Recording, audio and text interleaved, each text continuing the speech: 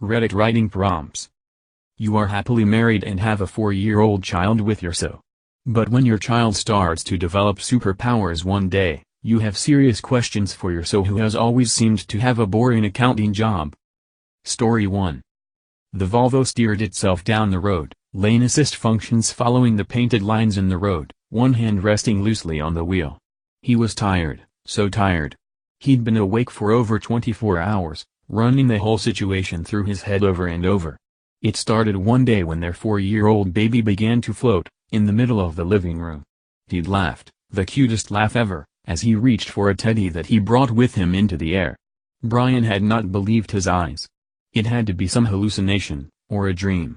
He'd stood there, frozen in shock, only brought out of it when his baby boy hit the ceiling with a thud, and began to cry. That was a week ago. Whenever he'd brought the issue up with his fiancée, she'd brushed it off, claiming he must have been dreaming. What he described was ludicrous, bordering on insane. He hadn't told her of the subsequent events after that, the baby setting a tree in the yard on fire with 2 lines of laser coming straight from its eyes, or when he'd had to frantically climb to the garage roof and just barely had time to catch the baby by the leg before it floated off into the sky by itself. He knew she was lying then, and the lies were a betrayal in itself, but yesterday evening had been the true betrayal. Men had arrived at their home, driving black SUVs. He remembered everything vividly about that evening. They'd jumped out of the cars, swarming towards the house in coordination, weapons drawn. He remembered his confusion, rushing out to confront them, his surprise when he saw the weapons. As well as the surprise on their faces when they saw the shadow of a woman on their lawn, a silhouette in the sky, blotting out the sun. She was supposed to be at work that day, but she'd taken time off on Brian's request. They had to talk, and while she'd avoided the subject that whole morning, once he felt they were finally getting somewhere on the topic, the man came. The rest of the memory was a blur. She'd crashed into the ground, sending a shockwave not unlike an earthquake across the ground. There was gunfire, as she zipped from man to man in the blink of an eye, knocking them several feet back. One man was sent flying into the SUV, crushing it, instantly killing him. Her face had been one of fury and determination, and each blow she dealt either shattered bones or outright killed. What came next he remembered with clear lucidity. Sophie stood there in the middle of bloody chaos, neighbors coming out of their houses, watching. The SUV had caught fire. She held their baby boy, Toby, in her arms, and she was crying. A whisper came, "I'm sorry," she'd said, and then she took off into the sky, sending a gust of wind towards Brian that nearly toppled him. She was a dot in the sky suddenly, and then there was a near-deafening sonic boom as she streaked across the sky faster than a jet. He'd spent the whole day scrambling to find something to go on, some way to reach her, when he got the text. It was an address. The Volvo turned off the main road and onto gravel, silhouettes of tall trees on both sides of the road. He'd driven for nearly 12 hours, but he was finally here. At the end of the gravel road, he saw a light. A tiny cabin. As he got out of the car and got closer he saw 2 red orbs floating in the dark. He realized it was Toby, charging up his eyes. Sophie covered the baby's eyes with her hand, soothing the baby. "It's just Daddy, dear." "Sophie," Brian said. "It's time. I have to know." She simply nodded once. "There's tea inside. I'll give you an hour. And then me and Toby have to leave, and you should probably resettle, with a new name, and a new identity. In fact, I know a guy," she began to rant. "Sophie, slow down. Let's have that tea first, yeah, baby?" "Okay," she said, and they went inside. Story 2. We never quite were the traditional couple. She was the breadwinner, working days and some evenings as an accountant at one of the top finance firms. It seemed dreadfully boring to me, but she was good at it. Really good at it. We decided early on that I would stay at home once we had kids. Maybe I would work an odd job now and then if we could use the extra cash, but otherwise I would be a stay-at-home dad. People can judge all they like. It worked for us though. With things being the way they were, it was inevitable that I would be the first to experience Leo's milestones. I heard his first words, I saw his first steps. The usual. She would get to see them in the evenings after work as I did my best to get him to repeat whatever he had said. Eventually he was walking enough that we would go on a morning walk. He would run through the dew of the neighbors' yards while I strolled on the sidewalk close behind him. He would point at squirrels and bunnies and birds and mimic their noises and leaps. Then one day as we walked, a squirrel darted towards the street, oblivious to the certain death that awaited it as a car sped way too quickly for these suburban streets. I was convinced my titler was about to see a close-up of fresh roadkill and I started to move to cover his eyes.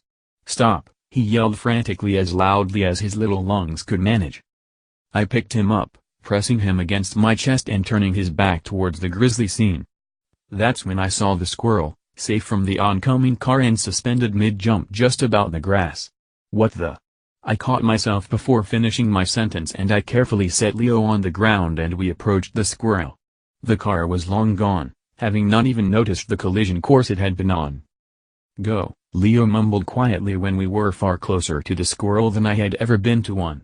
And then the squirrel finished its jump and darted across the street and into a tree. As uneventful as the rest of the day was, I obviously couldn't get his little commands and the image of the levitating squirrel out of my head. Something about the ease with which he said it and the tone he used seemed familiar. "Hi, honey," Liz said when she got home. "Mommy," Leo yelled and he ran over to his mother. It was a lot easier to keep tabs on him before he walked. I stayed at the kitchen counter, staring at them Leo cautiously. "Is everything okay?"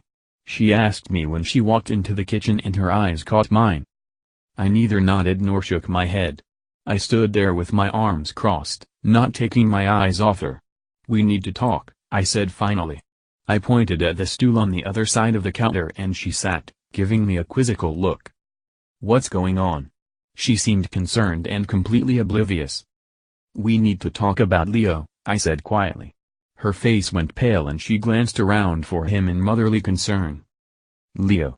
He yelled in childish glee at hearing his name. It was an odd habit he had developed, like a miniature hoder. He clutched her leg and she moved him away. "Stop," she ordered gently, prying his arms from her leg. "Go." She nudged him towards his playroom and suddenly the familiarity of that tone he had used dawned on me. "What happened?" she asked innocently, turning back towards me. "You tell me," I answered shortly. She should have already told me. We had a good foundation and good communication. We didn't hide things from each other, or at least I didn't hide things from her. "Leo froze a squirrel today." She gulped. She knew I didn't mean he froze it in a freezer. She knew exactly what I was referring to.